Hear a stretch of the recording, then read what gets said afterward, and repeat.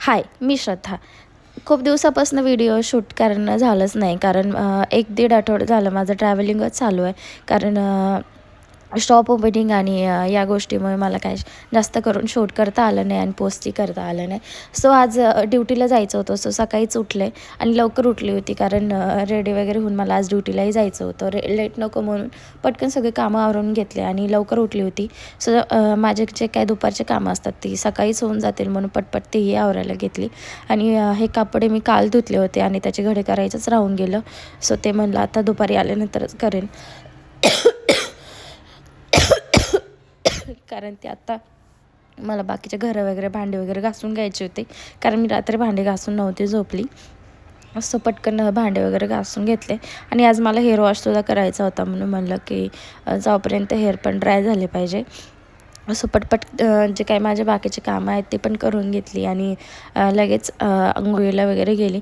Hair wash करायचा होता. So hair wash केल्यानंतर माझे केस लवकर वाळत नाही, त्याच्यामुळे मला लवकर केस सुकवण्यासाठी लवकरच अंघोळ करावी लागते.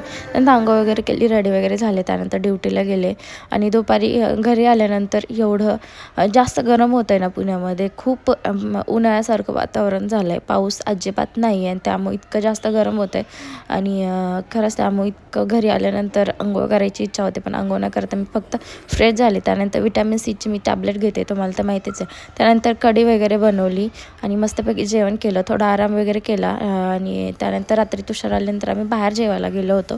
तसं बाहेर जेवायला वगैरे गेलो आणि मी आधी ज्यांच्या इथे राहत होते तिकडे आम्ही जाणार होतो कारण गाडीचे पेढे आणि शॉपचे पेढे द्यायचे पेंडिंग होते. सो ते देण्यासाठी त्यांच्याकडे गेलो. तिकडे जाण्याआधी स्वीट होममधून स्वीट वगैरे घेतलं आणि आज तिकडे जाणार होतो. त्यासाठी मी खूप जास्त एक्सायटेड पण होते आणि खुश पण होते कारण खूप दिवसानंतर जाणार होते. आम्ही जसं तिथून शिफ्ट झालो तसं मी एकदाही तिकडे गेली नव्हती.